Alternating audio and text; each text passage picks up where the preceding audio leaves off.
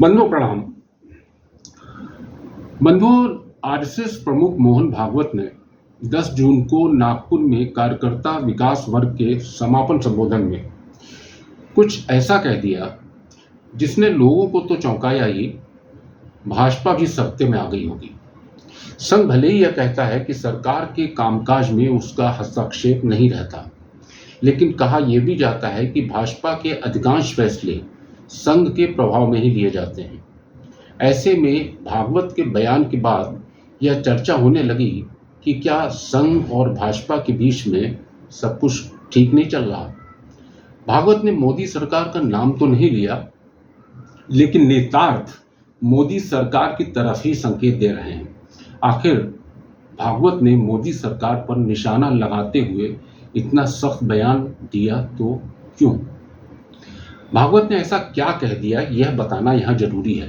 उन्होंने कहा कि जब चुनाव होता है तो मुकाबला जरूरी होता है। इस दौरान दूसरों को पीछे धकेलना भी होता है, लेकिन इसकी एक सीमा होती है। इस बार चुनाव ऐसे लड़ा गया जैसे कि कोई युद्ध। जिस तरह से चीजें हुई, जिस तरह से दोनों पक्षों ने कमर कसकर हमला किया, उससे विभाजन ही होगा। सामाजिक और मानसिक दरारें बढ़ेंगी। सरकार को नसीहत देते हुए संघ प्रमुख ने कहा कि विपक्ष को विरोधी पक्ष की जगह प्रतिपक्ष कहना चाहिए। वह यह भी बोले कि जो मर्यादा का पालन करते हुए काम करता है, गर्व करता है, लेकिन अहंकार नहीं करता, वही सही अर्थों में सेवक कहलाने का अधिकारी है। दो पक्ष है, विरोधी पक्ष कहते हैं, मैं प्रतिपक्ष कहता हूं। वो विरोधी नहीं है, उसको विरोधी मानना भी नहीं चाहिए। वो प्रतिपक्ष है, वो एक पहलू उजागर कर रहा है, उसका भी विचार होना चाहिए। ऐसा जब चलना है तो चुनाव लड़ने में भी एक मर्यादा होती है, उस मर्यादा का पालन नहीं हुआ। भागवत का यह बयान स्पष्ट रूप से भाजपा के चुनाव लड़ने के अमर्यादित ढंग और मोदी के अहंकार की तरफ संकेत करता है। विभाजन, सामाजिक और मानसिक दरारें बढ़ाने की बात सीधे सीधे चुनाव प्रचार में मोदी सहित भाजपा के अन्य नेताओं के मुसलमान विरोधी बयानों की तरफ संकेत करते हैं। भागवत का यह संबोधन 19 मई को इंडियन एक्सप्रेस में प्रकाशित भाजपा अध्यक्ष जेपी नड्डा के उस साक्षात्कार के 23 दिन में आया, जिसमें नड्डा ने कहा था कि भाजपा को संघ की जरूरत थी, लेकिन आज भाजपा सक्षम है। आज पार्टी अपने आप को चला रही है। पूर्व प्रधानमंत्री अटल बिहारी वाजपेयी का जिक्र होने पर नड्डा ने कहा कि शुरू में हम अक्षम होंगे, थोड़ा कम होंगे, तब संघ की जरूरत पड़ती थी। आज हम बढ़ गए हैं और सक्षम हैं, तो भाजपा अपने आप को चलाती है। नड्डा ने यह बात जिस भी कारण से कही, लेकिन भागवत के बयान के बाद नड्डा का यह बयान प्रासंगिक हो गया है। नड्डा का यह साक्षात्कार प्रकाशित होने के पहले तक 4 चरणों का मतदान हो चुका था और 2019 की तुलना में इस बार सभी चरणों में मतदान का प्रतिशत कम रहा था। संघ और भाजपा के बीच तनातनी की चर्चा तभी शुरू हो गई थी और यह समझा जा रहा था कि संघ के सक्रिय न होने के कारण भाजपा के मतदाताओं को बूथ तक नहीं लाया जा सका। यह पहला अवसर नहीं है जब संघ और भाजपा के बीच तनातनी की चर्चा है। देखने में आया है कि जब जब भाजपा नेतृत्व या प्रधानमंत्री की लोकप्रियता पार्टी और सरकार से अधिक हो गई और संघ की अहमियत को नजरअंदाज किया गया, तब तब दोनों के बीच में दरार आई है। प्रसंग छिड़ने पर संघ ने अपनी निकटता का उल्लेख अटल बिहारी वाजपेयी हमेशा करते थे, नरेंद्र मोदी से कहीं अधिक। वाजपेयी कहते थे कि वह एक दिन प्रधानमंत्री नहीं रहेंगे, लेकिन संघ का स्वयंसेवक आखिरी दम तक बने रहेंगे। लेकिन एक वक्त ऐसा भी आया जब संघ और वाजपेयी के रिश्ते बहुत तनावपूर्ण हो गए थे। वाजपेयी की उदारवादी छवि होने के कारण संघ से उनकी दूरियां बढ़ती जा रही थी। प्रधानमंत्री रहते हुए बाबरी मस्जिद या गोधरा को लेकर वाजपेयी के विचारों के कारण विपक्ष में भी वह लोकप्रिय हो रहे थे। वह अलगाववादियों से बातचीत के रास्ते खोल रहे थे। पाकिस्तान के संदर्भ में कहते थे कि दोस्त बदला जा सकता है, लेकिन पड़ोसी नहीं। लेकिन संघ में एक वर्ग उनकी इसी विचारों के खिलाफ हो गया था, उनकी आर्थिक और विदेश नीतियों का विरोध करने लगा था।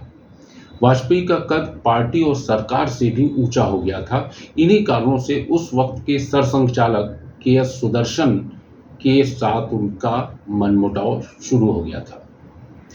सुदर्शन ने एक साक्षात्कार में कहा था कि वाजपेयी की सरकार बहुत कुछ अच्छा कर सकती थी, लेकिन नाकामयाब रही।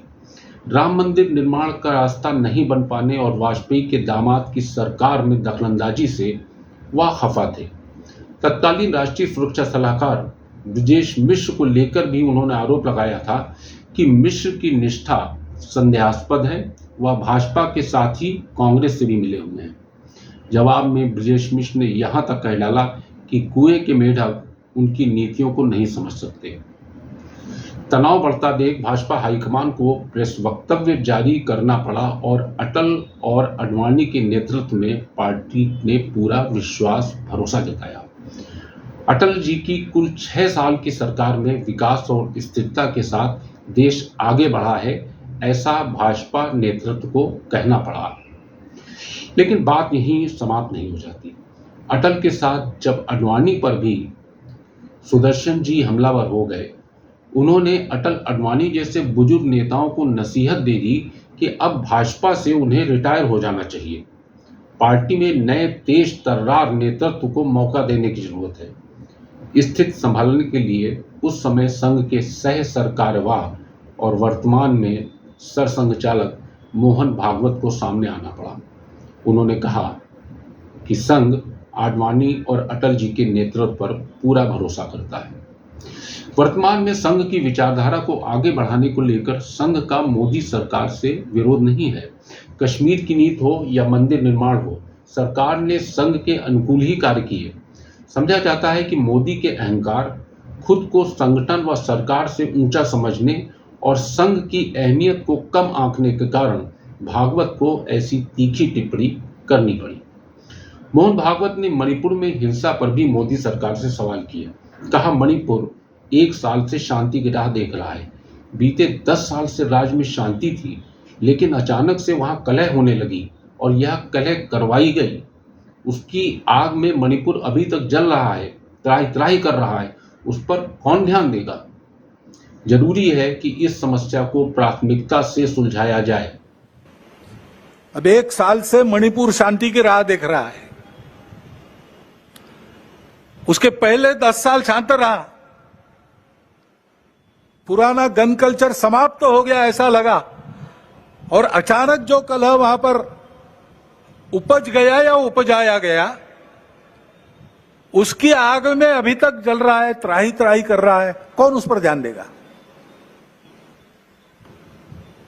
प्राथमिकता देके उसका विचार करना ये कर्तव्य है। बात सही भी है।